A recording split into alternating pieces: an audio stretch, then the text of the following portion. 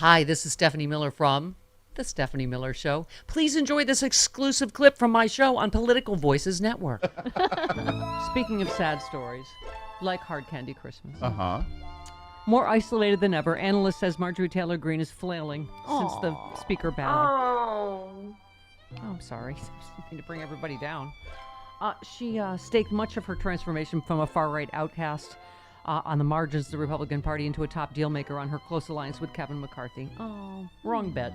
Wrong bet, Madge. Aww. And she's been her left book flailing. Is number 8,800 on the list. Yeah. Oh. Now her longtime benefactor's out of power. She finds herself back in obscurity. And worse, she's on the outs with much of the Republican Party. Since McCarthy's downfall, Greene has been on a bit of a tear, flailing about, lashing out at other Republicans as she tries to regain her standing as an avatar of the MAGA movement. Aww. That could not happen to a nicer three-toed sloth. Yeah. Yes. Well, see, when you're a jerk to your fellow Republicans, then Ronna McDaniel at the RNC won't buy $500,000 worth of your book, Right. To kick you up the bestsellers list. That is exactly what we're seeing here. Yeah, and it's so sad I'm to not saying behold. every Republican's a jerk, but it does seem like jerks tend to congregate in that party. But people that are inexplicable, like Ted Cruz, like everyone hates Ted Cruz. I don't understand Josh Hawley. There's just people that everyone hates. Jim Jordan, that I don't understand how they can. Well, his district is gerrymandered to, All to hell. Yeah. Oh yeah. Yeah, absolutely. But this is we should all have a moment of silence for Marjorie Taylor Greene. Yes. Okay. From her. That's over now. Okay. Yeah. I love that guy said he's been listening since the dawn of time. I feel I hear that like song, and when we start to walk upright. We didn't even walk upright when this show started. No, we didn't. You mean like in 2001: A Space Odyssey? We were dragging our knuckles. Yeah, 2001: Space Odyssey, and it's right. He's evolved with us, and now we're walking upright almost. Yeah, we're like that evolution chart, Right. Yeah. Right. Unless you're Mike Johnson, and then he thinks dinosaurs. Oh God. He thinks dinosaurs were our garbage disposals. Yeah, Jesus rode in on a dinosaur. Allison, could you take your organ out for me, Chris? If you're cold, put your orange jacket on. I don't have an orange jacket. I don't. Sorry, Allison. I know you're on in this period between Thanksgiving and Christmas where we don't really talk about anything. Our brains are just mush.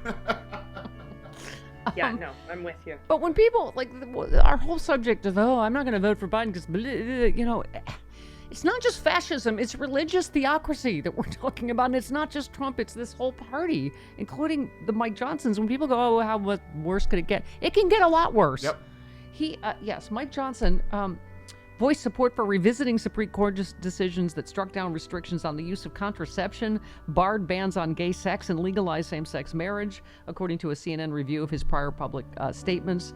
He, on the day that the Supreme Court struck down Roe v. Wade, he underscored Clarence Thomas's concurring opinion that the High Court should reconsider those other landmark rulings.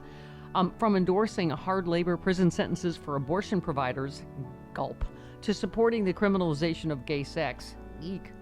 His strongly conservative, you know what? At least someone will be able to find you in the gay prison camp because you'll be wearing that bright orange jacket. His staunchly conservative rhetoric is rooted in the era of biblical morality. Oh, dear God. One of the primary purposes of the law and civil government is to restrain evil, he said. We have to acknowledge collectively that man is inherently evil and needs to be restrained. I mean... That doesn't sound very conservative to me. Because, Allison, I'm afraid of the same... I'm tired of the same people that told us, you're fear-mongering about Roe v. Wade. They need to fundraise on that. They're never going to strike it down. And I'm like, stop telling me that, no, they're not coming for gay marriage. They're not coming for contraception, right?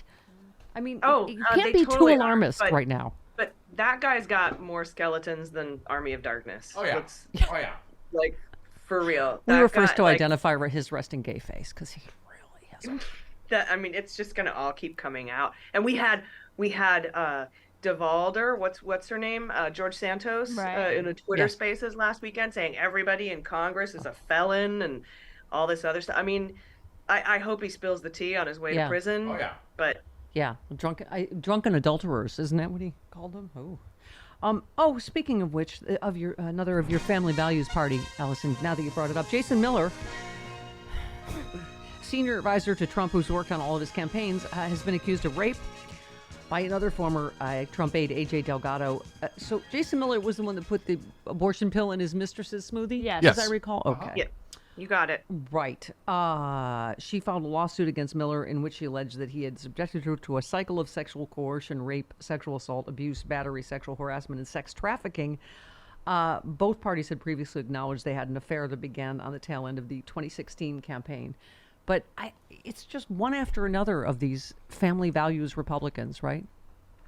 Oh, it's always. Never. It's never a drag queen. Jody just held up her finger. I thought No, there was no, no. something else I'm breaking just, something. it's in my own brain. Oh, all right. She was calling a cab. I'm sorry. All right. Taxi. I was yes, I was flagging a cab. She was asking for the check. Yeah, that too. This is a weird show today. I can't be expected to focus in these 3 weeks until Christmas. Poor Allison. You might as well keep your organ out. Just keep All it right. out. Okay. Jerry It's Falwell always Jr. out.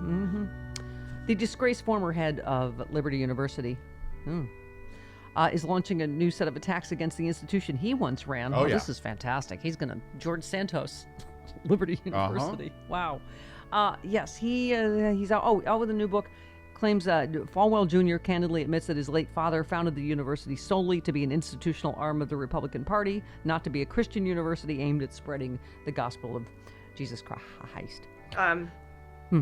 Falwell Jr. slammed his brother, I didn't even know, current Chancellor Jonathan Falwell, for trying to actually run it like a legitimate Christian educational institution rather than a front for training hardcore culture warriors. If that weren't enough, Falwell Jr. says his brother was blowing it by surrounding himself with too many honest people. You know what would sell the book? You know what would sell? Is if he had a chapter on the pool boy. Yes, Giancarlo Grande. I'd buy that to find out what's going on. And Isn't what's that going the on card with that Ricardo Esther, Montalban used and to what's sell? going on with Mike Johnson's kid. Like, what is happening? Right. with Yeah. this Yeah. world?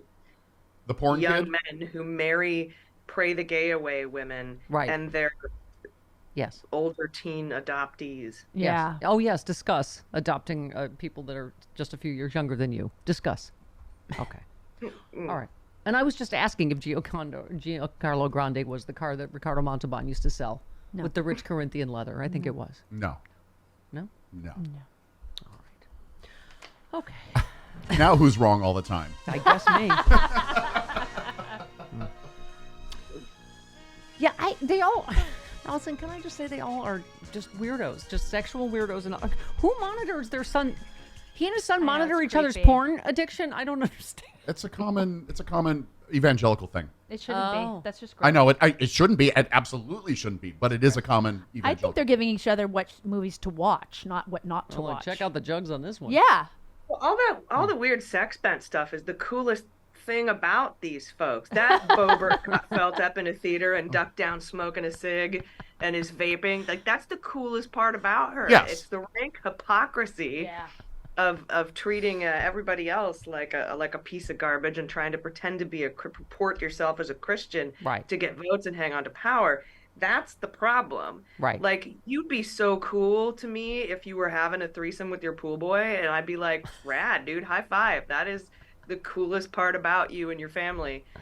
It's the hypocrisy. It's trying to run a Christian state, being Yeah. Christo-fascist and stuff Well, like that. right, and I saying, totally well, my mind. being like, oh, we have to protect the children from blah, blah, blah, trans people, and you're, shucking your mister's cob in the front of kids at Beetlejuice. Right? Yep. Yeah. Just saying. Yep. Terrible. I've shucked a cob or two, but, not in front of kids. You haven't shucked a cob in 20 years. Yeah. A long time, but I Okay. did 20 it. years, because she's only in her 40s. Right. So in 20 years. So it was... College. Sure. Yep. Okay. Yes. Okay. So Trump's campaign put out a strangely sexualized retelling of a news story about strife within. Is this, what do you call it? DeSantis? Yeah. Can we just say DeSantis is weird in every way? yes. He has that reptilian tongue, and I don't know. They put